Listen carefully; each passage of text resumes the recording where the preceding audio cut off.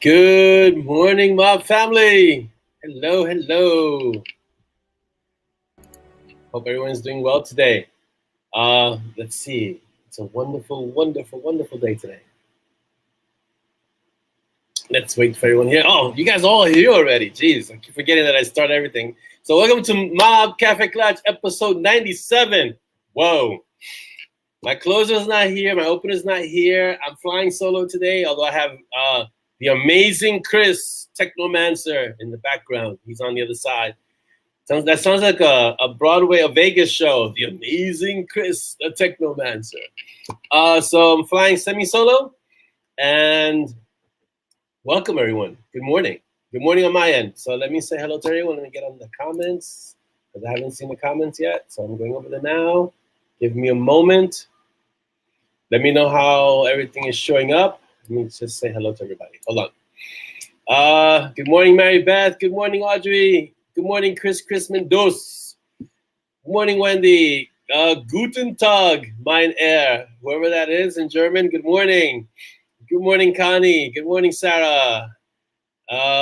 Wendy's asking Chris if he has electricity because Chris was ground zero for some tornado, so I'm glad everyone is safe, Chris. Someone's got fresh sunshine over there, so good morning if you have fresh sunshine. Waving to the Facebook user who's waving back. Someone loves Big Bang Theory, so good morning to you. Someone's got sun in 78. Awesome. That sounds like a perfect morning. Good morning. Enid, good morning. Let's see who else we have. That's about it for now. You're such a happy unit. I don't know who's calling someone happy unit, but good morning. How is everyone today? Got my agenda here for the show. All right, let me put up this link. Excuse me. This is the link to when it shows up because stream's acting a little funky still. Please allow your names here. It's safe, guys. It's secure, and that way I don't have to guess at who's saying what. So you allow streamer to, and I guess streamer sometimes acts a little funky, so it works. Sometimes doesn't work. For some reason, it doesn't like Dolly, so it hasn't been working for Dolly at all.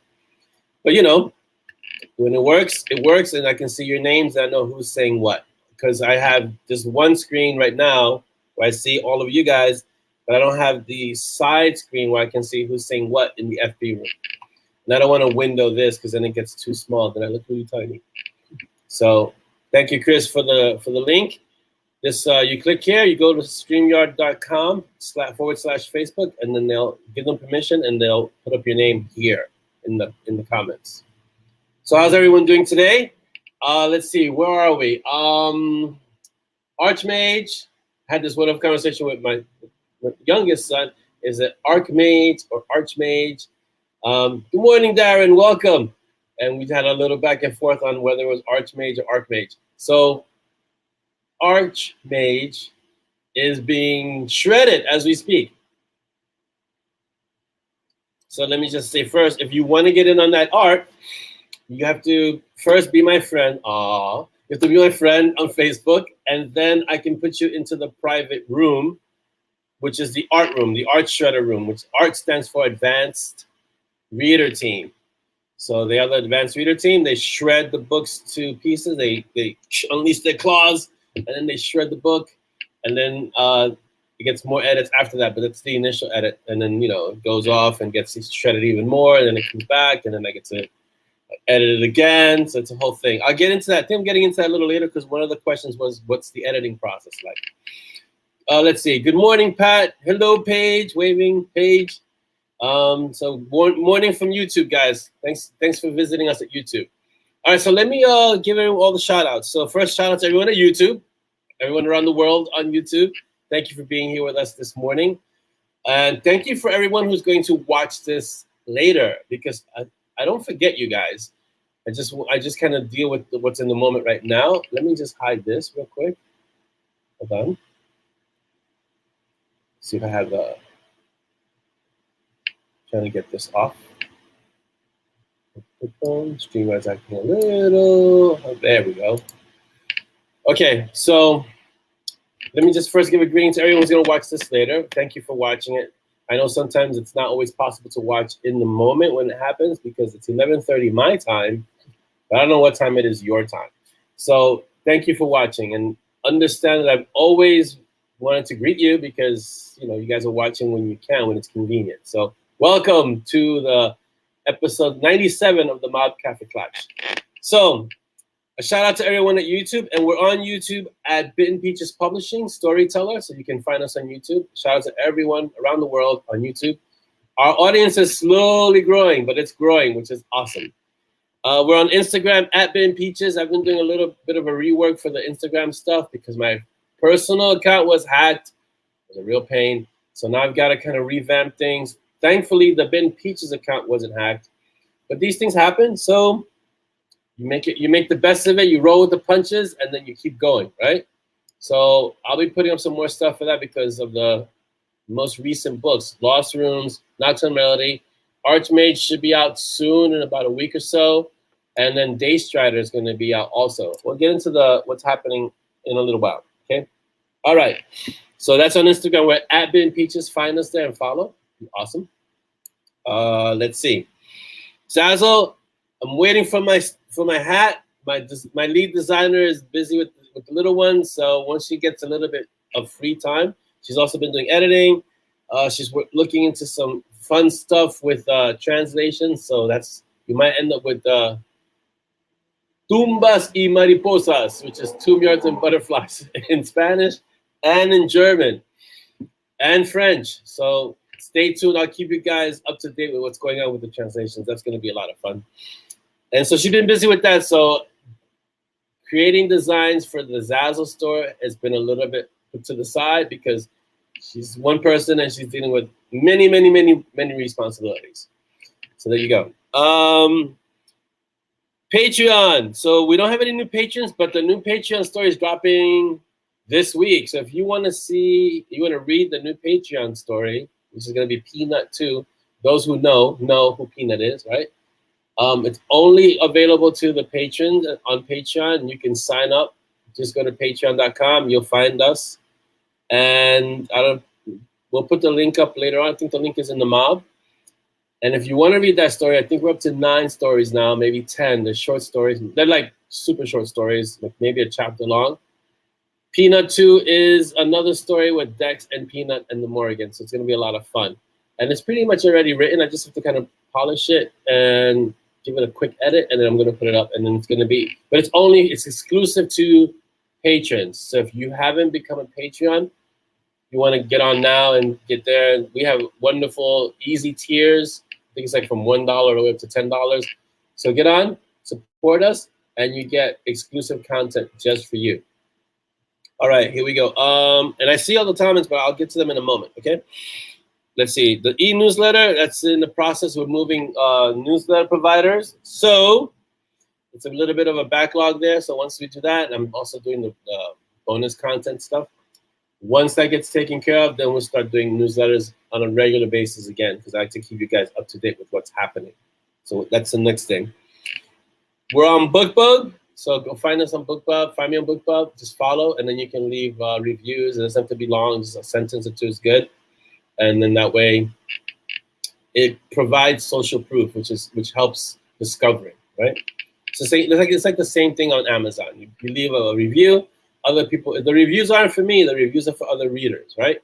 And so they read the reviews, say, "Oh, this is something I want to read." Okay, and how many people have read this? Wow. Okay, let me just pick up. I'm going to try this, right? And we're on Binge Books. I'm going to be one of the featured authors, I think, soon on Binge Books. It rotates, so it happens every so often. And so I'll put that up when it does happen. I think it's after July 4th or somewhere around there. And Binge Books is a little bit like BookBub. They're up and coming. They're a book service. They provide books and they connect authors with readers. So go to bingebooks.com, find me, follow, and leave a review. Again, it's the social proof thing that it helps with discoverability. And that's it for now. We'll get to the book and audio updates in a little while. So how is everyone today? Let's see, what are the comments? Darren says he's got 30,000 words in his work in progress and unpublished, and you're re-editing. That's great. Congratulations on 30K. It's not easy to put. Any amount of words is good. Welcome, Cindy. You did make it. Jim, good morning. And thank you, Chris, for helping Cindy get in. Fantastic. Let's see who else is here. Hello from Montana and Blackfeet country. Awesome. I don't know your name, but welcome. Do I have merch? Yes. If you go to Zazzle, EMANDES, Zazzle.com, and you put in the M&S store, so it's EMANDES. You look it up. We have a whole bunch of swag there. You can just have your pick of stuff to get. It's all Mountain Strong stuff. It's in the Zazzle store. Let's say, I think I see the link here. Let me put it up real quick. Here's the Zazzle store. Thank you, Chris. Just saw it. So if you go to this link, and there is another, I guess, a code that you can put in. I think it's in the MoB room also.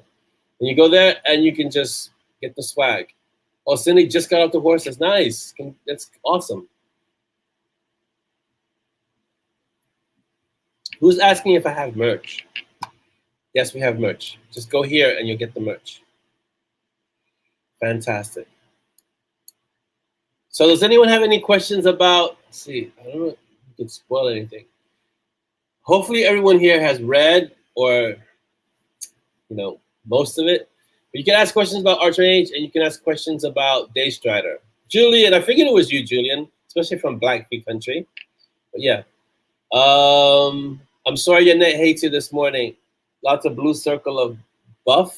Oh, I see. Yeah, the buffering. Gotcha. I'm sorry you're having issues with your net, Facebook user, whoever you are, but welcome in any case. So does anyone have any questions about Archmage that I may be able to answer? Maybe, maybe not. Before I start getting into other stuff. That was yeah. I think there's a lot of it happening. Ina has it also. Also, we've got, let me just take this down. So that's where the links will be in the MoB. If you need to, the show links will be in the MoB, okay? So also, we have that haze again is happening today. So when I walked the dog this morning, it was starting to get kind of cloudy. And, you kind of have to look and make sure that it's not your eyes that are smudged. So it's the same. It's not as bad as the last time where the sky was yellowish orange, but it's kind of it kind of looks like it's smoky. So again, wildfires from Canada, the wind is blowing it down to us. And so I don't know if you guys are going to get it, but hopefully not. There's also this crazy heat wave in Texas, from what I understand. So those of you in the South and are in thereabouts, stay hydrated if possible, okay? Yeah, it's getting really bad, Cindy. Like, it wasn't hard to breathe like the last time. The last time it was a little bit of a struggle to just walk around and breathe. So I limited all outdoor activity. And Dolly had to go out, which is why I'm flying semi-solo today. So I told her, limit any outdoor activity. Like, just do what you got to do and come right back, because it's getting thicker, the air. Yeah, Mary Beth, the same thing. That air, that wildfire smoke is being blown across the states. So just, take precautions. Don't go out there if you don't have to. So there you go. AM's cool and nice here, but then after lunch, very warm, and then the smoke. Right, same thing here. The AM was nice. Well, let's see. I was out at, I want to say 3 o'clock, 3:30, 3-ish, around there. When I did my walk, my training, it was nice. It was cool. Once the sun came up, I started seeing it started getting a little hazy. Yeah, in it, Florida, Texas, most of the South is going through a crazy heat wave. So stay indoors if you can. If you have AC, use your AC. Hydrate as much as possible. Drink a lot of water. Don't wait until you're thirsty. Drink water regularly, because it's essential. It's important. Yeah. Yeah, the COVID masks, I don't know if they're extra helpful, but they're probably, they can do something, You got coffee delivered. So whoever you are, you made a good choice to get your coffee delivered. But Texas is very hot this week. It's like, from what I read, it was as hot in Texas as it was in the Sahara Desert or in the Gulf, in the Persian Gulf. That's hot. It was like 112, almost 120 in certain areas. So if you don't have to go outside in 120-degree weather, don't, if you can avoid it.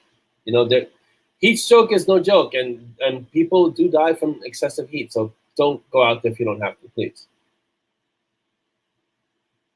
Now, if you live in Texas, hopefully by now you're acclimated. But even then, I know people who are in Texas who are saying, "I'm not going outside this. I haven't gone outside for the last few days.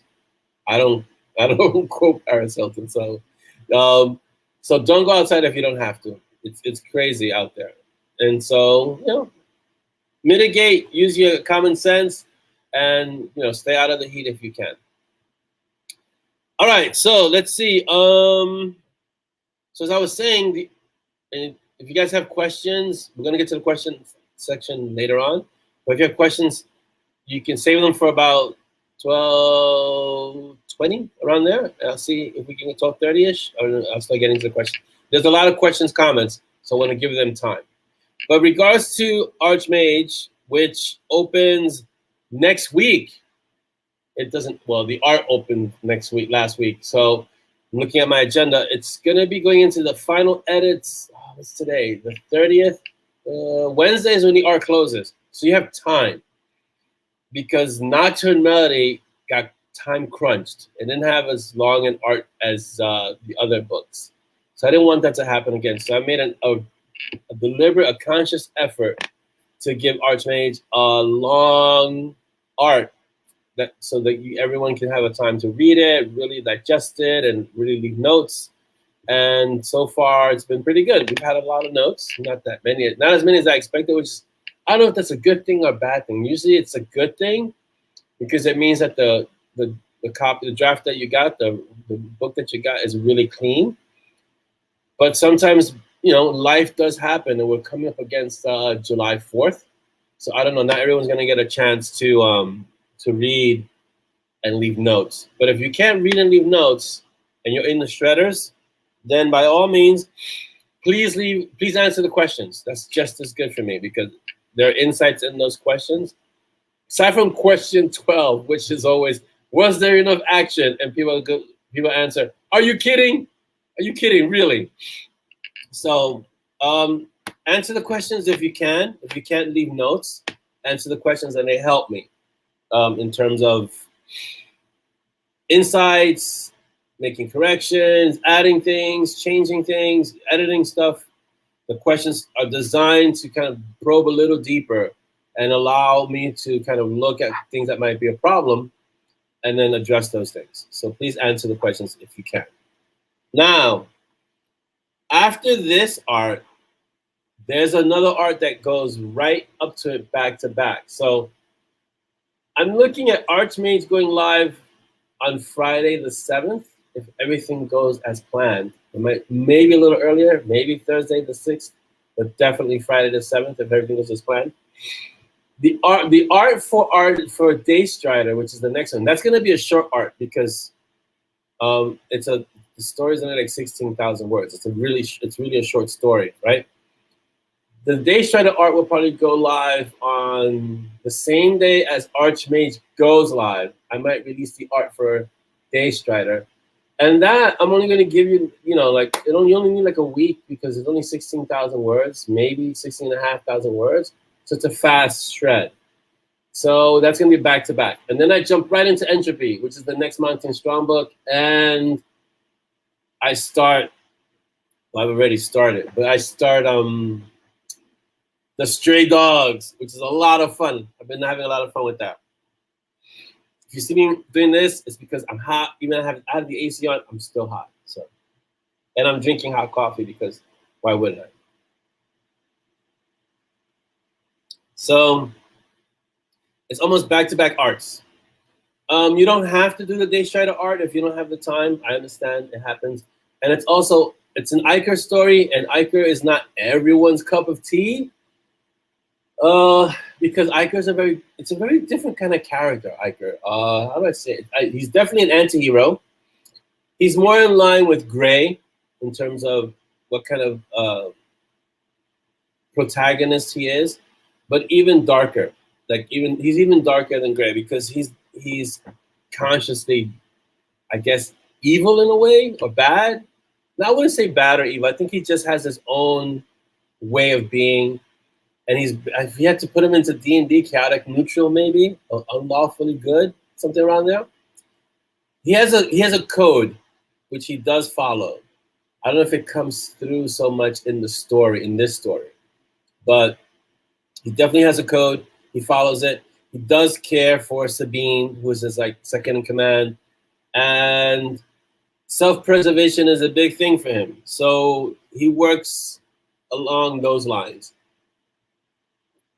Exactly, yeah. He's an ass, but he has a system, and he's very good at what he does, and he knows when to be the way he is, and he knows when to step back. And he actually works with someone in this little short story that you may not expect, but you should.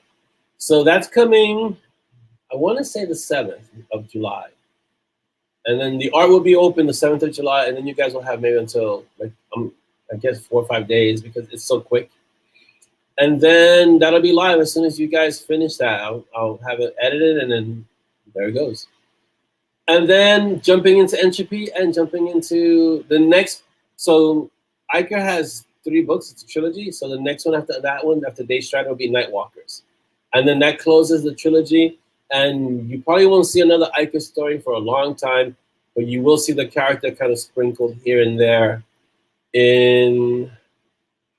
We don't want to say Iker should appear the most. Iker would probably appear in Monty Strong the most, but he might also appear in Night Warden. There's a good chance of him being in Night Warden as well. So we'll see. It's a toss-up. He might be in both, but his own story, not so much. But it was fun to write the characters that he works with. Okay, let's see, what do we got? So how are you guys liking Pun Wednesdays? Are we good? Is one day enough or what? Let me know. Because actually it's turning out pretty okay, Pun Wednesdays. It's kind of focused the puns into one day, and they're not running rampant throughout the week. So I'd like to know what your thoughts are on Pun Wednesdays. Pun War Wednesdays. Yeah, I'm liking it. It's turning out. I'm kind of looking forward to Pun Wednesdays because now all the puns before, when they were spread out every day, was like Pun Day. It was kind of like, okay, yeah, that's funny, haha. But now that it's like one day, it's pretty awesome. You can just kind of see all the puns explode out on one day, and you get to read them, and they're a lot of fun. So I like the idea of Pun Wednesdays. It's good to kind of rein them in and control them and have them all in one day. But yeah, you guys let me know. Focused fun, exactly, Chris. Focused fun. Let's see. So I got a question as to when the next Iker book is coming after this one. Oh, let's see. I want to say after the summer, maybe. Depends. They're fast, but it's gonna kind of have to wrap up this story. So Nightwalkers will probably be somewhere between now and September, and the end of September, somewhere in there. It'll drop, and then it'll come out. And we'll have another mini art. Those are like mini arts, those. So you can shred those really, really quick. So those of you that shredded, I don't know if everyone here has shredded, but those of you that are shredded, how are you finding the shred? I'd like to know. It's always good to get feedback on things like that.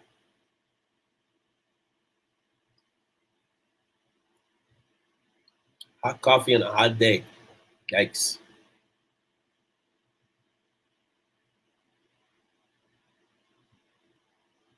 Yeah, so let me give you my experience. So my Instagram account, geez, was fine. Then I got this notice about it being, what was it, disabled or whatever for some reason. And next thing I know, I see it and it's hawking Bitcoin. So I said, oh, it got hacked. And so I had to basically start from scratch. I was able to salvage all those pictures. So that was good because I had a lot of pictures on there from like years back, and when I was taking the kids to Gleason's boxing, the little ones, the tribe, the Valkyries, and the warrior. So I still have all those pictures, which are great. But it's that whole process of someone taking something that's kind of yours, even if it's a digital thing, it's really annoying and it's really upsetting. And so, you make it work. You roll with the punches, as I say. And now I'm starting from scratch again. It's it's good in a way because now I can hook up that Instagram account to my Facebook account and kind of kill two birds with one stone and do it that way. So that's good too. But it wasn't fun. It wasn't fun. I haven't been hacked for a long, long time. Back in the old wild, wild west days of the internet and computer stuff, hacking was a bigger thing and it would happen more frequently. But there's a lot more security now as things have advanced and the tech has advanced, so it's not as often. So that was kind of surprising to see, especially with Instagram. But nothing is completely immune. I'm sure Chris can let me know about that. But yeah, it is shocking to be hacked. And Paige is shredding as we speak. That's awesome. Paige, those images that you're creating are pretty awesome. I just wanted to say that. Yes, Mary Beth. It's like a victim being when someone comes into your house and takes what's yours, you feel, what's the word? It's like you feel violated. You're like, oh my God, you came in and stole from me. That's what it feels like, being a victim of a robbery. And so being hacked is kind of the same thing. And so,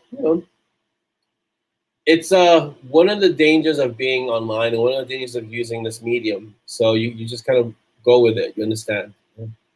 So as I was saying, Paige, yeah, they're really, really awesome. Are you using AI to create them? Because they look fantastic. Dolly is diving a little bit. She's dipping her toes into creating images with AI. And so she's created some, I don't want to release them yet because she's still kind of working with it and tweaking stuff and figuring it out.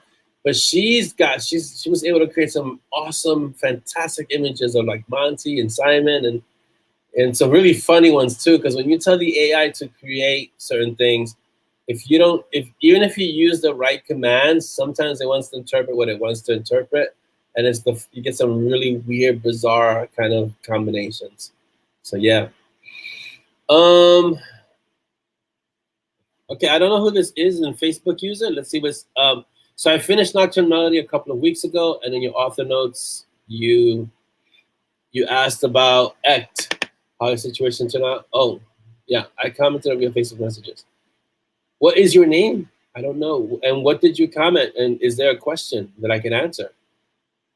Because, oh, Rico, how are you? So what's the question, Rico? I remember you mentioning something about ACT. Yes, Rico or Rick. Awesome. Page uses a combo of stuff. Usually you get a base image in AI or a stock photo and then use Photoshop, which also has AI. Wow, Photoshop has gotten cutting edge. Amazing. What's your question, Rico, regarding ACT? I can answer the question because Nocturne Melody is out, published. Everybody who's going to read it has read it, or it's on the TBR. So I'm not going to be spoiling it. I hope I'm not going to be spoiling anything by revealing stuff about ACT. If you have a question, if you don't have to have a question, maybe you just want to make a comment about ACT. ACT turned out to be a really fun character. I guess you would say he ended up being a tragic character, but he died an honorable death, which is what Gray gave him as a Night Warden, which was good. Yeah, I thought the ending worked for him. I think it was a good ending for him.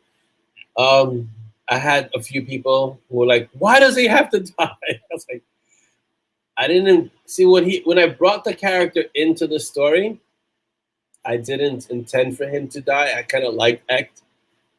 But sometimes, and the writers can tell you this, the writers who are in the room and the writers that you know, sometimes a character kind of takes a path. I know this sounds really weird because obviously if I'm the author, I'm writing the story, I'm kind of determining where they go. But sometimes, sometimes the story will take a path.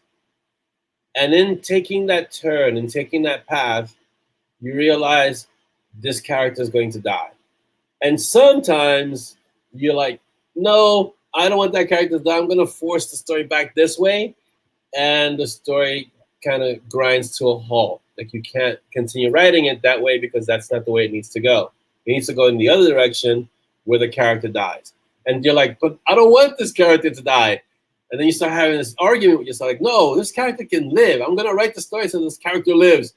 And the story's like, I don't think so. This character's got to go, and it's not going to happen until you understand that this character has to go. And so that takes a little bit of while, a little bit of like, I don't want to say soul searching, but there's a conversation that you have to have, and you have to be okay as an author realizing that a certain character has to die in a story, right? And so with Act, when I brought him in, I had this kind of build up to him, right? Oh, let me put this to allow names. There you go. I had this kind of build up to him in terms of he was going to be an active part of the story. He was going to have an ending that was different from the ending he had. But as I kept writing and the story kept developing and kept going, it started pointing to Act isn't going to make it out of the story alive. And that's not how I wrote him into the story. It was definitely how he was going to leave the story. I remember the moment because I told Dolly, I said, Act isn't going to make it. And she was like, what? What do you mean Act isn't going to? He's a great guy. I was like, yeah, I'm sorry. It's like when you just know. There's a moment in a story as you're writing it. I don't know so much as when you're reading it, because as a reader, you don't really see it often. Unless the author kind of telegraphs it ahead, right? But as a writer, when you're writing it, there's a moment when you see ahead enough that you're like, oh, Act dies. Okay, I get it, you know? Hello, Marie, welcome. And so I told Dolly, and she was like, oh, really? Yes, why does he have to die? It's like, it has to happen. So I would say that sometimes character deaths, even the side character deaths, impact you. Like when I was reading Dresden, there was a warden named Morgan who was he was a major character, and Jim Butcher killed him. Now, I don't want to say Jim killed him, because maybe the story required Morgan to die. But it was like, wow. It was like, I can't believe you killed this character, Jim. And there's a moment where you're like, ah! Spoiler alert, you might have that moment in Archmage. I'm just gonna give you a heads up with chapter 17. So there's a moment where you're like, I can't believe you did this. And then you start to realize, oh, that was necessary.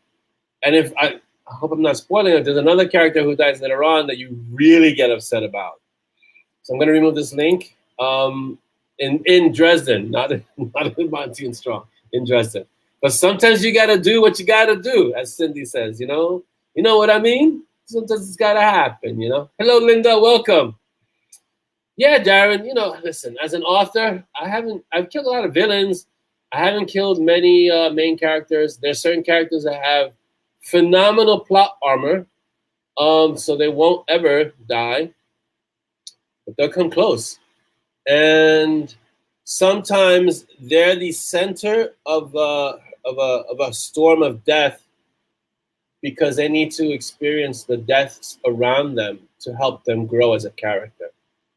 So it has to happen sometimes. I apologize if it hits you in the feels, because I know sometimes I read a character. If I'm invested in a story and I read a character and I start liking this character, and then all of a sudden the character, dies, I'd be like, I get upset. I'm like, I can't. But you know what? Really, who really does that in my family is Z, the closer, my famous closer.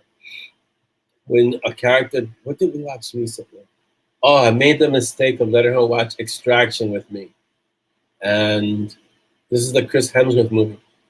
That was a parental fail, because in the first movie, there's this guy named Sanju, I think it is. He's like a bodyguard, and he's trying to protect the kid because his own family's in danger if he doesn't protect the kid.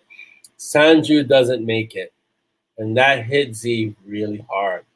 And then I realized, yeah, she can't watch stuff like this. She can't read it, forget watch it. She was like, when Thorin died in The Hobbit, and she was like, you didn't tell me Thorin died. I was like, oops. So yeah, so I get it. It happens, and we do get attached. So yeah, thank you that I did. Whoever that's you, Rico, who said I did a great job with Act and how it was run. Thank you, I appreciate it. Awesome. Kill only if necessary. Yeah, only if necessary. Sometimes, like as I was explaining, authors don't, unless you're George R.R. Martin who kills everybody, but authors don't really intend to kill certain characters, especially side characters who are really popular. Usually, sometimes authors do, but most of the times they don't. Yeah. Yeah, Dobby, for sure. Yeah, see, so there are characters that we. Here's the thing: if it's a series, right, you start getting attached to the side characters, and so as an author, you kind of have to be sensitive to that because sometimes we view them as side characters, but they kind of take on a life of their own, and they become reader favorites. And then all of a sudden, if you kill them, you can upset a lot of readers.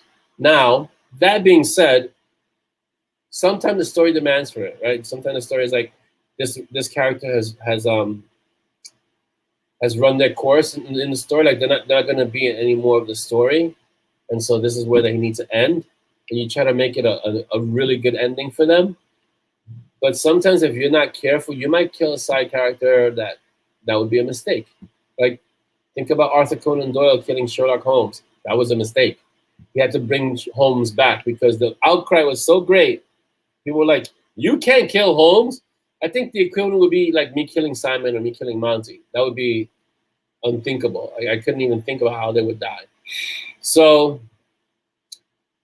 but side characters, if you're not careful, will take over your story. For case in point, Bug.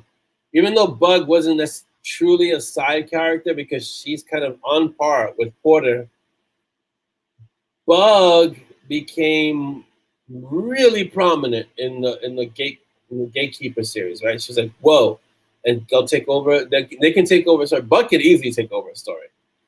Let's see. Chris says I tried to only kill the real bad guys. Yeah, me too. I try only to kill the villains. Villains, I have no problem killing the villains because the villains usually have to die, or else if I leave them alive, like let's say in the case of the Archmage, what's happening with Galt, right? Galt he's been around for 3 years, but in Entropy, they're gonna have to have a face-off and somebody's gotta die, right? Same thing with Kane of Verity and the High Tribunal. Those villains are a little bit more background villains that are kind of pushing things into the forefront, but sooner or later they're gonna have to have a face-to-face. So you leave them alive kind of to push the story forward. They act like catalysts for things to happen. But sooner or later, there's got to be a confrontation. It's like with Dira and Simon. Eventually, they're going to have a face-off, and somebody's going to have to die. So we'll see. Yes, Bug is a great character. I like Bug, you know?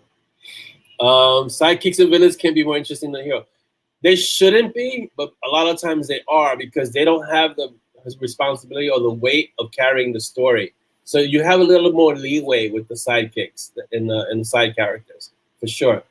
Welcome, Michelle. How are you? Let's see. As long as you don't take the Mist suggestion, I saw in the chat and run amok with it. I don't know what the Mist suggestion is. The Mist is what I remember from it was a Stephen King book. So you're not late. You're here, and that's awesome. Don't worry, Michelle. Background villains allow the story and series to move forward because, yes, they always have new nefarious plans, which is awesome. Yeah, from Lost Ruins onward, it's ramping up. It's gonna hit kind of its apex, its point at Entropy, which is the next book, and then it kind of settles down again into the next book, which is Corpse Road. If you got here early and you saw the screen, the image that was there, that's the cover of Corpse Road, where Monty's kind of smirking and going, "I don't think so." That's the cover of Corpse Road. So things are coming to a head. Take care, Jim. Thank you so much for being here. Have a wonderful July 4th, Jim. Have a great weekend. It's awesome. It's awesome that you can visit. Thank you. So let's see. So that's the case with characters dying, and I've learned my lesson with. I think I've learned my lesson. We'll see, but I've learned my lesson with main characters dying for sure. For sure. I want to say I did. So in terms of side characters who are kind of stealing the show, so I put it in today's Film Friday, Nimona. You guys should watch that movie. It's going to be a lot of fun. And when I saw the trailers for Nimona, I was like, yeah, that's pretty fun. I think the kids will like that. You know, I think they'll like the interplay. I realized that the movie is called Ramona, and she's supposed to be a side character, but she steals everything. You know, she's the one that really makes that movie that movie. The things that she says, when she turns into a little demon boy, and Ballister goes, "And now you're a boy." She goes, "I am today," and then kind of slides away. It's like great lines like that. You know, it's awesome. So watch the show. I'm gonna ask you guys what you guys thought about it because I think it's gonna be a lot of fun. And then I'm also watching John Wick today, which is I've waited for Wick. I'm gonna watch it today. That's not for the kids, obviously, because it's very violent. Best way to contact you for the feedback, like great character or anything. You can contact. I have email and I'm on Facebook, so you can contact me either way. Either way you can contact me. So yeah. Or even if you want to say something like, "Hey, why isn't this the way it is?" Don't. It doesn't always have to be positive. I get a lot of emails that aren't positive, so don't worry. I don't take it personally. And all the authors out here, don't take anything personally ever. The moment you release the book out into the world, it's really no longer yours. It belongs to the readers in a very real sense, you know. So yeah. The Mandalorian. I haven't watched it in a while. Let's see. I don't know where it's at right now because I haven't really been watching any kind of. Okay, I've been writing, so I haven't been watching any kind of TV or streaming or anything really. I've been doing anime, so I'm currently doing Witch Hunter Robin, which I was dying to find, and I found it, so I'm watching that. But yeah, let's see, a couple of irritating things, but all over it's John Wick. Can't go wrong. Yeah, Wick is Wick. So someone was telling me that I can't say it because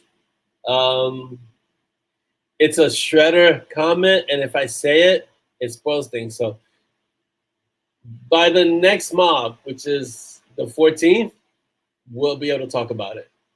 But yeah, there's a comment like that. So, how is season 3? Is anyone watching Witcher season 3? I know a lot of people boycotted season 3 because Henry Cavill's leaving it after season, or he left it already, obviously, after season 3. So how was season 3? Anyone watch it? I watched season 1 and 2. And I played the game. I completed the game, which was awesome. Witcher 3.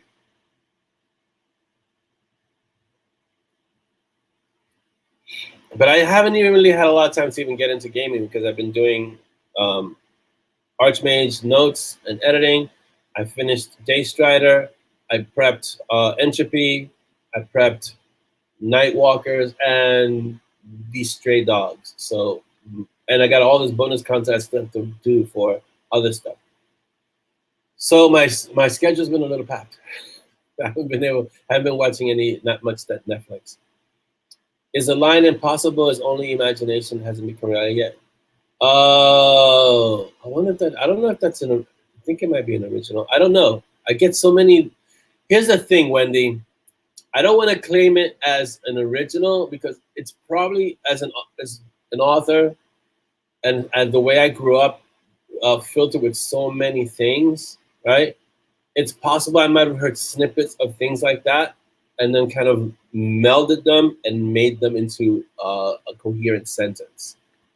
So I don't know if it's type it in Google and see if it comes up. It's possible that it might be it's possible that I might have taken it from something else and added my own spin to it. It's very much like the other line, which is this place where your brain lives. Does reality ever visit you there? Things like that. That is an original, but there's a definite feel of that coming from other things, you know? So yeah. So it's things like that. So I want to say it's original because it sounds awesome, but it's also a sentiment of nothing isn't like, okay, I'll give you a little bit of history that I might have taken it from. The 4-minute mile was considered impossible until Roger Bannister broke the 4-minute mile. So it was considered impossible until it wasn't.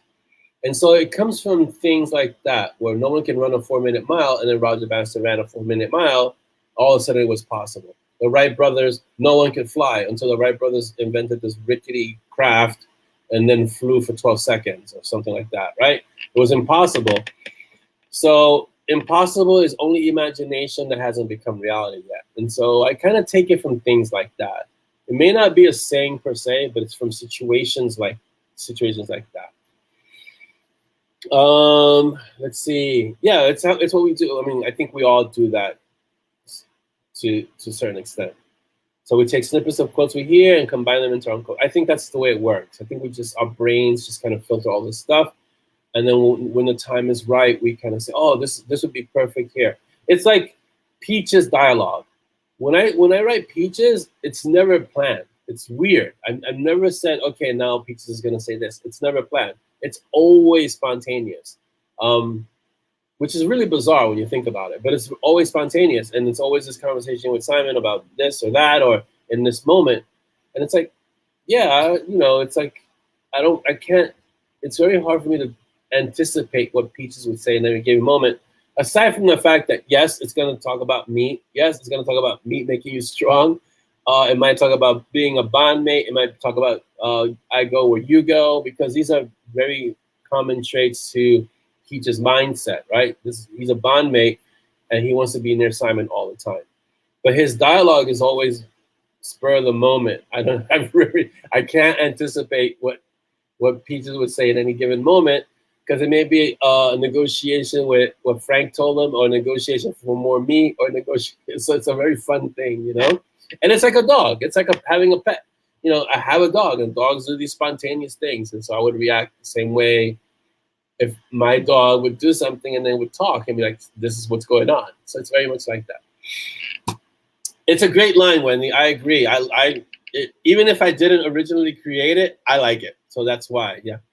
When is Archmage on Amazon? I would say by the 7th of July, Marie. I want to say that officially. It'll be by the 7th. So, yeah. Obviously, it always goes to the MoB first, because the MoB gets it at a discounted price for one day, and then it goes out to everyone else at the regular price. Yeah, it's almost like, Peaches creates his own dialogue. And so it's based on the relationship he has with Simon. It's based on him being a hellhound. It's based on Simon's strengths or weaknesses, and the context of the situation they're in. So there's a lot of stuff that goes in there. Oh, this page is giving us something. Can I put this up, Page? Is that okay? Can I do this? It's just for the MoB. It's a tinyurl.com. Click here because Page created something just for the MoB. So go take a look. Sometimes Page's dialogue seems to get placed in a way that allows readers to rest a little. That's also true. When Simon has conversations with Peaches, they're considered lulls in the action. I consider them lulls in the action, or lulls right before the action. So it's like there's a valley coming. There's a peak coming. This is the valley before that peak, right? So Simon's kind of confirming things like, okay, when this and this happens, you go do this. So it's like planning for the next fight. And so you kind of get a moment to, okay, breathe. Okay, they're going to jump into something crazy right now. And it's very much like, I get people who are annoyed by Peaches. I'm like, how can you be annoyed by Peaches? I mean, he's a dog. It's a hellhound that thinks very much like a dog. If you have a dog, you understand Peaches. It's that interesting. That's the way it is. He's Michelle saying he's very dog-like. He's food motivated. And even though he's a powerful being, and he's really powerful. He's really intelligent. I have to dumb his conversation down so Simon can understand it. But at his core, he's a hellhound, and he's motivated by meat. So meat and his bondmate. His life is it's compressed into those two things, and everything is based and operates from there. Meat, his bondmate, and probably in that order: meat first, and then Simon, and then keeping Simon safe. I mean, what else is there for someone for a character, for a being like Peaches, is to keep Simon safe. This is his bondmate. That's his reason for being. Now things are going to get interesting when they finally learn a battle form together. That is when things are going to get really fun. But that's not for a while yet. Let's see. Reminds me of Kevin Hearn's Oberon. Yes, Oberon is a fantastic dog character. Kevin Hearn did a great job with Oberon. I really, really like Oberon. Yeah. True, Cindy. Because Peaches is very Here's the thing about Peaches. Even though his conversation and his dialogue is very spontaneous, Peaches is very zen in terms of things. And so when he says certain things, it seems a little like a non sequitur, or it may seem a little disjointed, but he kind of cuts to the core meaning of what's happening in that moment because he's always present. He's always in the present. He's always in the moment. He doesn't think about. If you see the dialogue sometimes when it's like, I'm hungry, I'm starving, and Simon says, you just ate like 30 minutes ago. He says, but I'm hungry now. So Peaches is very much now. You know, Connie, take care. Have a great 4th. Thank you so much for visiting. So let's see. Darius, I see Peaches of peace stability that readers can attach to when things like yes. And the fact that he's indestructible is very important because you can't have Peaches being hurt constantly. He has to be somewhat virtually indestructible. But he has his weakness, right? Because if he eats bad meat, he hurts and it's bad for him. Peaches is a perfect dog. His family and food are priorities. Exactly. That's really what a dog is. Family, food, usually the other way around, food and family, but they're close. The priorities are very similar. And so Peaches is that's why Simon keeps calling him his Zen meat master, because Peaches is very Zen. He says things that are kind of profound. And like Cindy says, he has a very interesting insight because he doesn't have other filters. He sees right straight to the issue at hand. And then he just says, this is what's up. And again, he's very much in the present. And if he's hungry, he says, I'm starving. And Simon will say, how could you be starving? I just fed you. Yeah, but I don't have any food now, so I'm starving. And that's the way it is with dogs too. Just so you know. Who else is leaving? No. Oh yeah. Bye, Connie. Have a great weekend and a happy 4th. So that's the case with those kind of characters.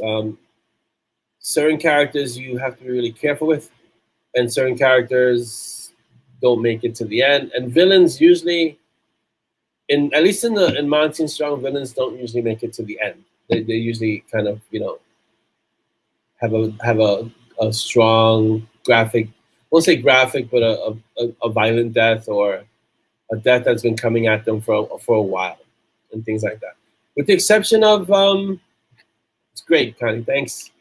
With the exception of like villains that need to be there to be a catalyst for more, like Kane, like Galt, things like that. Although Galt, I think Galt doesn't survive past Entropy because Entropy is like the climax of that mini arc within the larger arc.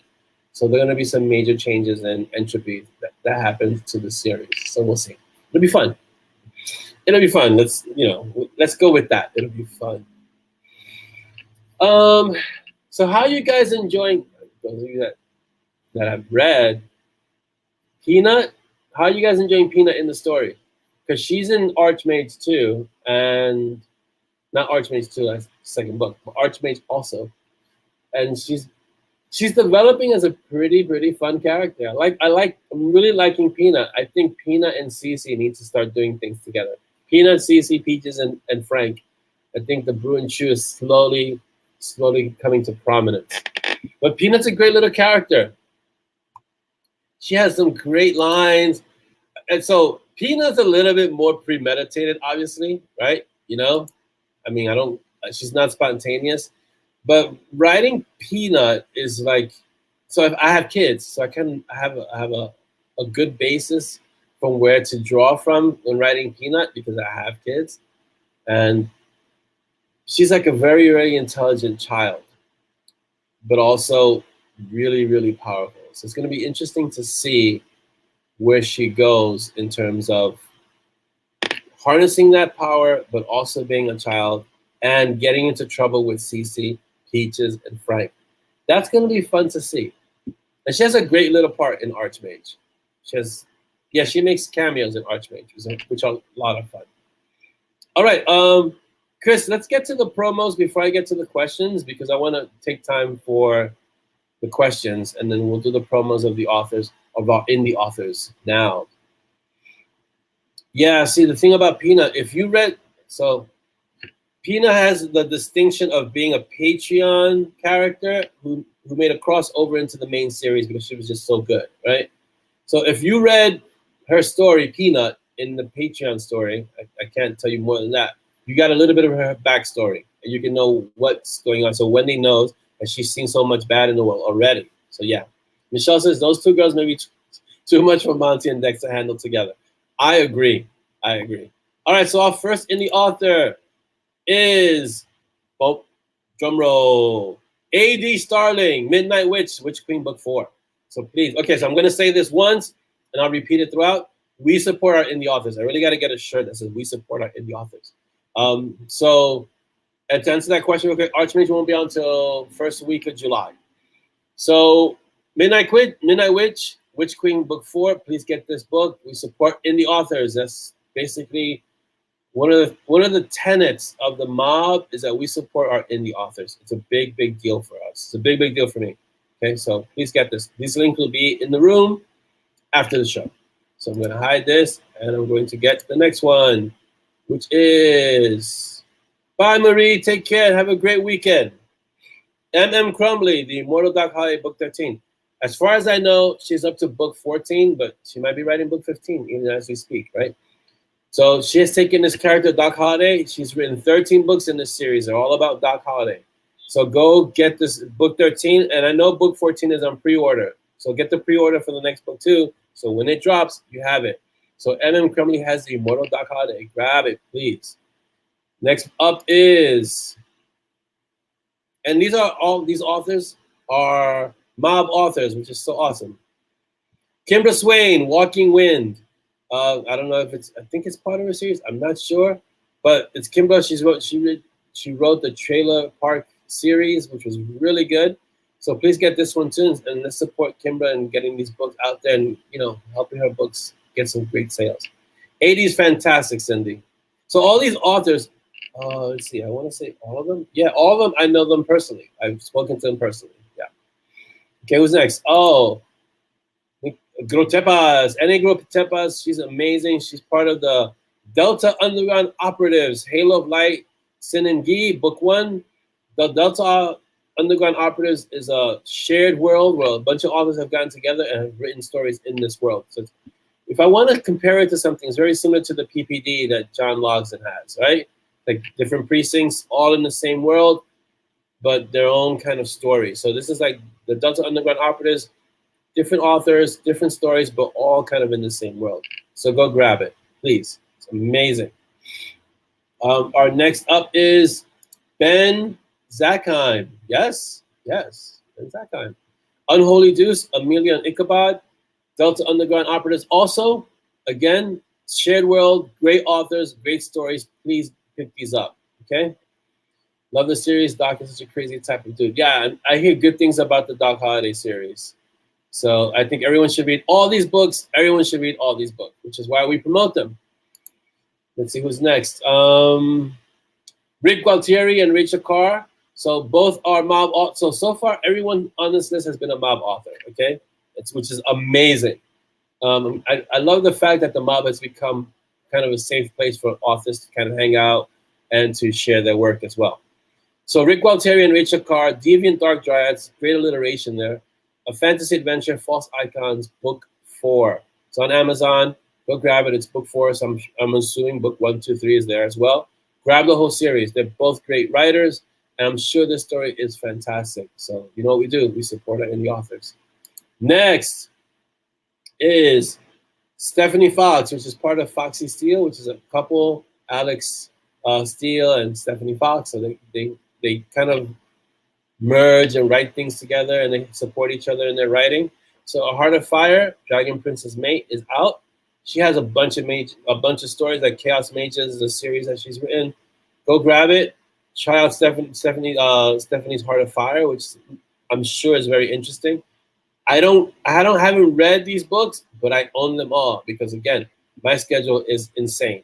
But I do support them, and I want to make sure that everyone hears about them so that they can get the exposure to get other people to read their stuff. Okay, so it's really important. Next up is our very own Chris Chrisman, Wild Magic. So this is book 2, if I'm not mistaken. It's book 2, right, Chris? So this is book 2. I know that he's working on the 3rd one, which is coming out soon, which is fantastic. It's awesome to see that the stories are coming out and you're writing them and getting out there. So go pick up Wild Magic, guys. It's out. Pick up all the Magic series or the series from Chris because he's starting out, and let's get him some support. Okay. John P. Logsdon has the next book, Gravedigger. From what I understand, there's 7 books slated for this series. And so grab this as book 5 out of a 7-book series. And he's almost, if I know John, he's already done like 6 and 7. He's just waiting to kind of release it when the timing is right. He's a very busy person as well. He's also doing reader links, and he's got a course coming out. So he's very, very busy. So grab Grave Crusade, Gravedigger book 5, and enjoy the story. I know this is like an amazing story. I read the first book and part of the first book, and so I know where it's going to go. And if you've read any of John's previous work, you have an idea, and it's going to be a fun read. So grab it. Who else do we have? I think that's it. That's it for today. I'll say, so Nicole is fabulous. Yes, Nicole's very awesome, and she's a great person and a really good writer. So that's it for today. Fantastic. So I'm hiding this. Let's see. Heart of Fire is great. Thank you, Cindy. Yeah, I mean, you guys have read some of this. That's awesome. Old Magic is the 3rd book, right, Chris? So the 3rd book in the series, if I remember correctly, is Old Magic. Yes. Red Rig Walteri, just while reading Warriors of the Way. Wow, that's going back a ways to read Warriors of the Way. Yes, John is great. I've collaborated with him, and he's a personal friend, so I know him very well. Wild Magic is good. From what I hear, everybody loves the Magic series, so I'm sure Old Magic is going to be fantastic. Okay, I'm going to go to the questions because we have limited amount of time in the episode, in our show. Yeah, I hear good things, Michelle. So I'm going to the questions. So I cannot see the feed, but I'm going to answer the questions. Here we go. So a lot of questions, a lot of comments this week. So first of all, thank you for all the questions and comments because you guys are awesome. And like I always say, the questions add another dimension to everything that make the show even more interesting. So Chris Mendoza asks, how is the Para-Romance UF book coming along? Currently, it's on pause because I have a brand new opening that I want to kind of try out and see how it is. So I kind of have to wait till I get past a few things. I have more homework to do, reading romance, para-romance. So I'm going to do that first, and then it'll come out when it comes out. There's no real pressure for that one because it's on a completely different tangent. So once I do more due diligence, I guess, I have a brand new way to open the story, which is a little bit more exciting. And then I'll jump into the story, and then I'll just get it done. It'll be fun. The direction I'm going to go in looks like it's going to be a lot of fun to write. So that's the case. So it was kind of dragging, and I felt, okay, I got to stop and do a little bit more reading, a little bit more research, and then kind of put my own spin on what the para-romance is like, and then do it the way I want to do it. And then we'll see what happens. It'll sink or swim on its merits, you know? Rebecca asks, is Bug behaving herself? Bug never behaves. It's Bug. Bug is doing Bug. Whatever Bug wants to do, she kind of just does. So Rebecca asks, again, how bad did Coda beat up Frank? Not too bad. Frank is very resilient, so he can kind of take a beating. He's good. So I wouldn't worry too much about Frank. He's going to be okay. And in the next story, he has a much bigger role, which is going to be a lot of fun. But that's not going to be for a while yet because the Night Warden books come out a little slower than the Mountain Strong books. So we're looking at Night Warden maybe later this year. Maybe. Audrey asks, Orlando, which of the science fiction greats do you consider to be the most prescient? Wow, I would say Asimov, Heinlein, Arthur C. Clarke. This isn't written, but Gene Roddenberry. I mean, if you look at Star Trek, most of the stuff that exists in Star Trek, and we're talking when I was a little kid, are now common. Now, a lot of the things, obviously we haven't done transporters yet, but I'm sure it's being worked on somewhere. So yeah. So and that's a small amount. There's so many more that the science fiction, like old science fiction, was really way ahead of its time in concepts, in ideas, in inventions that we're now enjoying now. Science fiction has always been kind of a precursor to science fact. And when the people creating science fiction let their imaginations go, it usually taps into something that becomes reality later on. Sometimes much later on, but eventually later on. That's why science fiction is amazing. Okay, or Dolly. This is a question for Dolly. She's not here, but I'll read the question and she could think about it because she's probably watching. If you could bring any of Orlando's characters to life and be your friend, which one would it be and why? I could almost answer this for you. It'd either be Nixia or Bug, because that's just her affinity for those characters. She was part of the Knack, and she's part of the Bug, which are the two groups that champion those stories to come to life. So one of those two, yeah, maybe Michiko. She relates to these really, really strong women. So yes, because she's one herself. Craig asks, thank you for these questions, guys. You guys are awesome. Craig asks, for those beginning to define their writing, what would you consider the difference between paranormal romance, urban fantasy, etc., which initially all seem to cover the same material? Okay, so for paranormal romance, and this is my own opinion, this is from the research that I've done for the story that I'm going to write that has a romance element. Paranormal romance has elements of urban fantasy, but focuses on the romance more than the fantasy, than the urban fantasy. Urban fantasy can have elements of romance, but focuses more on the fantasy than the romance. So they may seem to cover all the same material, and they kind of all fall under the fantasy umbrella. But urban fantasy, and like Chris is saying here, urban fantasy is modern times. So this is why you see me in cities and modern time, so countryside. But they have magical creatures existing or coexisting with humans in these modern situations, or in these modern places, right? And that's basically it. Paranormal romance has a more romantic pull to the story, and urban fantasy has a more magical, fantastical pull to the story. And that's why they're very similar, and they cover. You can have elements of both in either story, but it's the focus of the story that kind of determines what is considered. So that's basically it.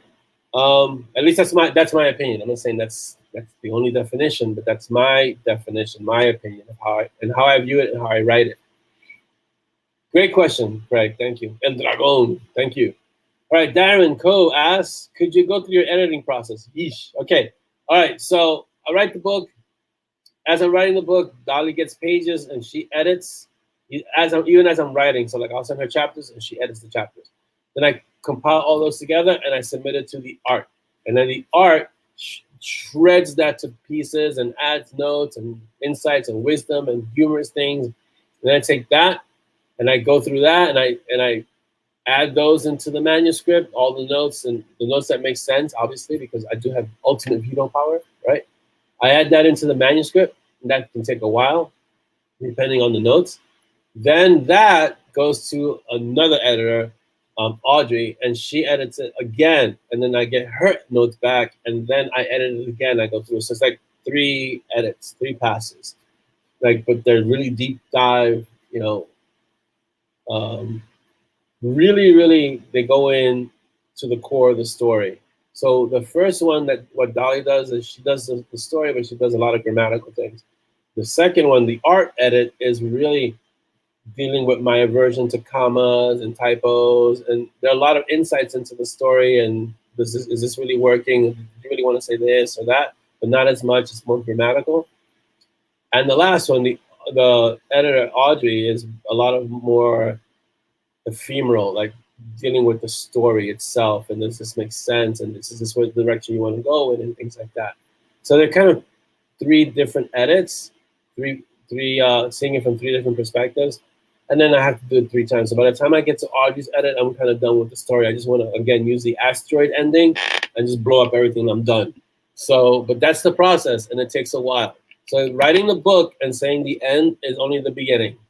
That's when the work starts. The writing is the fun part. The work is, writing is work too, but the real work, the part that takes a lot out of you, is the editing. You got to make sure that you go back and you fix the things that might be continuity issues, or, hey, this person sat down in this place, you have him sitting down in the next paragraph. How is he sitting again if he already sat down? That kind of thing. I do that often because I'm writing so fast sometimes. So I have to keep track of that. So it's things like that. And the art, so Dolly does a great job of like pointing these out to me and cleaning up. I mean, she really cleans up that draft. Then the art goes again and shreds it and then cleans it up even more. And then Audrey gets it and shreds it again. and cleans it a bit more. And then by the time it gets to Audrey, hopefully it's almost a finished draft, polished, and then she just has to kind of go over the larger topics, and then I can go in and then again edit and then fix anything that needs to get fixed. Audrey's edit is hard because that's more the actual story, changing things within the story. That sometimes if I change something in chapter 10, I got to go back to chapter 2 because I mentioned it there, and there's a lot of leapfrogging with that edit because I have to make sure everything kind of fits in. So it's a lot of work there. Oh, so that's my editing process in a nutshell, Darren. Okay, Chris, that's another question. Which is easier for you writing, the dialogue, the setting descriptions, or the fight scenes? It really depends on the series that I'm writing. So if it's Monty and Strong, the dialogue is the easiest for me because I can hear them in my head. I won't say all the time, but I can hear them in my head when I'm writing the story. I don't even have to think. It's there. Like what Monty's gonna say. Monty would say this. Simon would say automatically would say this, and it's X Y X Y X Y. Easy. The setting is easy for me because it's New York usually. And even when I have to go somewhere else with the story, as you know, as an author, I have to do a lot of research. Even for a place like Scola Tower, which is a tiny little island off of Italy, and it's small. It's so small you can walk across it in 5 minutes. It's really that small. I have to do tons of research just for that place. But New York City, I don't have to research much because I was born and raised in New York City. So the setting of New York is perfect for me in terms of, one, it's a huge city. So much can happen in it and on so many different levels. Because if you see, a lot of my series are based in New York, but they each deal with different aspects of what's going on in the magical world. And it's New York City. It's amazing. It's a character unto itself. So it's easy for me to write. The fight scenes are easy-ish, depending on the weapons. I might have to research weapons. But the fight scenes are easiest because I've studied martial arts since I was 20, and I'm a lot older than 20 now. So I have over 3 decades of studying fighting and how the body moves. So I can imagine in my head what would be biomechanically possible. And I know a lot of weapons in terms of that because I've trained with a lot of weapons. So sometimes if I don't know how a certain weapon behaves in conflict, I'll research that. But other than that, so it really depends on the series, not so much the aspect, because they're all pretty not simple because they're not simple, but they're all pretty easy for me to write. Let's say in Monty and Strong, they're easy for me to write. In a different series, it might be the fight scenes might be difficult because of the way a certain character fights, or the setting might be difficult, so I have to research a certain area. But the dialogue for me, personally, dialogue has always been, I won't say easy, but it comes easily for me to write. The dialogue flows for me. It's easy for me to get into the dialogue. Like, I can get into the heads of the characters fairly easy, and then I can kind of convey that into written form. So that's always come easily for me, the dialogue. I don't know why, but that's always been easy for me, dialogue. Easy in the sense of it comes easily. Not easy in the sense of writing dialogue is easy, because it's not. It's one of the hardest things you can do and make it seem seamless and cohesive. Dialogue is tough. Okay, Darren asks, in addition, how do you balance this in such a way as not to be info dumping all the time? Dialogue is really good for sharing things that you want the reader to know without it becoming an info dump. And even there, you have to say you can't dump things that the character should already know. So you have to kind of walk a fine line with what you want to share and how you want to share it. But dialogue is one of the best ways without having to front load. And 20 years ago, this and this and this happened, and this. You're better off using dialogue for that. Break it into dialogue. Let the character speak about certain things, and you slowly drip feed it into the dialogue and into the story, which is why 2 Yards and Butterflies starts action, and then you start learning about the characters over time, as opposed to, and this is Monty, and he's a mage, and this is the sect he came from. No, you feed it into the characters, you feed it into the dialogue. It's basically that way. As Chris says, books are 3-act plays, and every story is a hero's journey. So, and that's really what it comes down to. You boil it down to its essence, that's what it is. Okay, so Chris says, the magic or the fighting, which do you prefer writing?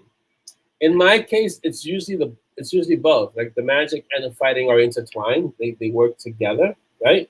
So I enjoy writing both. I enjoy writing the magic because it's esoteric, and so it's not the usual, and I can kind of play a lot with that. And the fighting is because fighting is fun to write.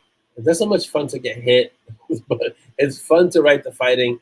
And fighting is a language in and of itself if you write it well. It says a lot more than just the words. So if you do it right and if you do it really well, you pay attention to it, the fighting itself is a language. It's a dialogue of sorts. So there's a line that says you don't really know someone until you have to fight them. And it's very true.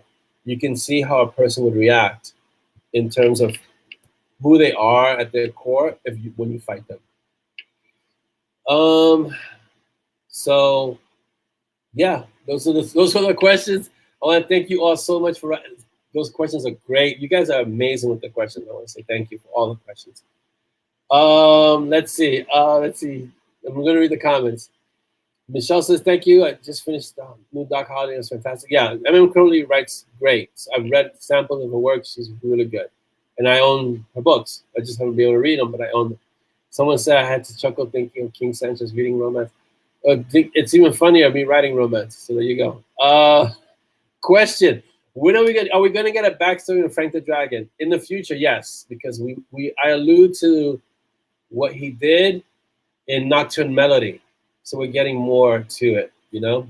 We're getting more to revealing what Frank did to end up the way he did. Audrey says, thanks, probably my choices too. Yeah, all the women of the mob really resonated with Bug and Nixia. I don't know how, I don't know why. I'm just going to put that out as a fact. Don't hurt me. Let's see.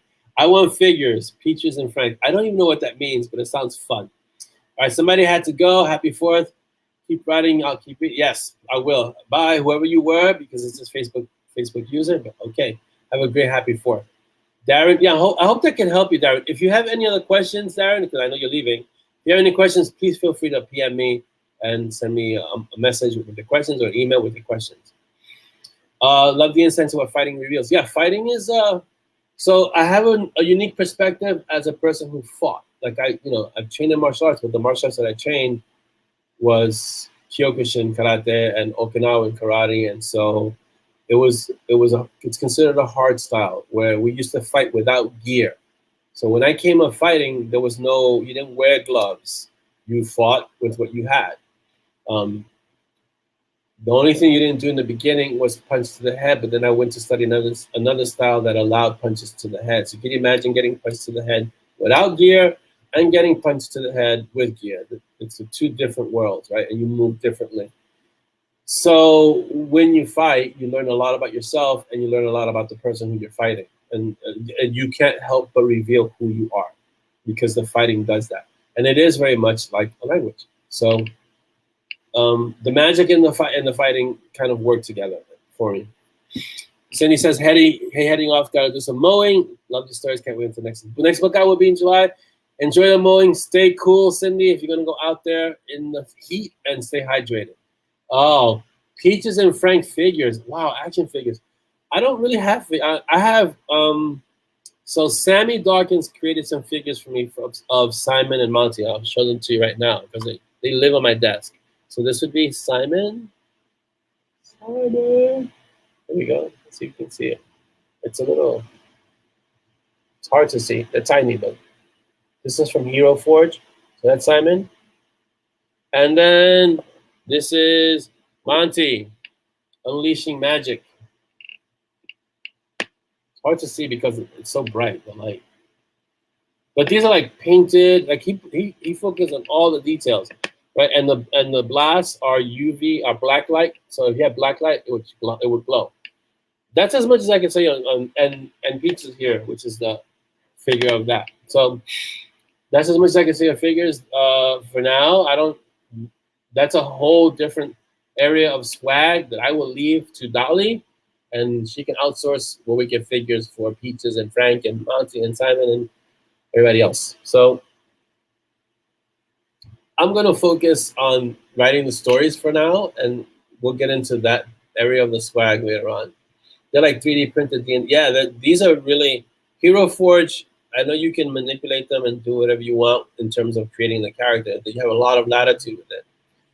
And so Sammy did these, and he hand painted them, and he created the foundation. And it's like, whoa! Like if I wanted Simon and Monty in figurine form, this would be it.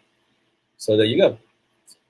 They sit on my desk. They're like part of they're part of the totems of the writing altar here of stuff that helps me write. I have a very interesting writing altar, which is pretty cool. All right, guys, you guys are amazing for being here and hanging out with me and making the Kaffeeklatsch amazing. So I want to thank you. It's episode 97. We got 3 more episodes to episode 100. We are way out of time. I know, Chris. I know. We're way past time. What I really like to do is Monty and Simon Funko dolls. Where they have the big head. That would be cool. I want to see if I can get those. A Monty and Simon Funko doll, I would totally be behind that. I want to see if we can do those. Those would be fantastic. All right, guys. You guys are fantastic. I want to say, listen, have a great weekend. Stay cool. Drink a lot of water. Stay hydrated. It's okay, Michelle, but you're here. At least you made it, and that's the awesome thing that you're here. Appreciate you getting here. Even if it's late, you got here. And if you want, you can go back and watch the beginning of the episode, which is awesome here.